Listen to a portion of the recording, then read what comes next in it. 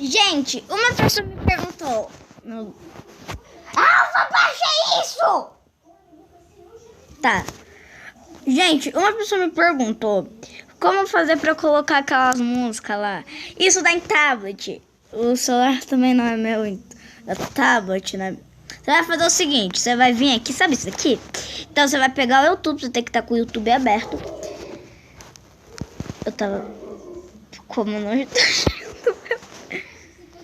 Ó, aí você vai vir aqui, você vai clicar, você vai ficar clicando nisso. Aí, do nada, um negócio vai aparecer. Aí você faz assim o seguinte, você deixa o tamanho que você quiser. Tem como você deixar do tamanho da tela inteira, tá? Mas eu vou deixar como pequenininha. E assim... Meu Deus, muita coisa que eu vou assistir. Se ficar isso daqui, ó, você tira do lugar. Aí você coloca aqui. Aí você escolhe a música. E você... E é isso que minha vida faz. Minha vida é uma porcaria. Quando a Alfa fala. Aí você vai colocar a música. Vou colocar alguma.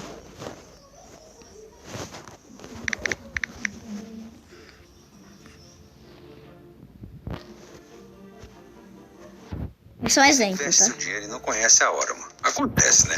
Aí, a Orama ganha o prêmio de melhor corretora. Depois, o de melhor empresa de investimentos. Vocês não querem música? Se vocês querem tanta música aqui,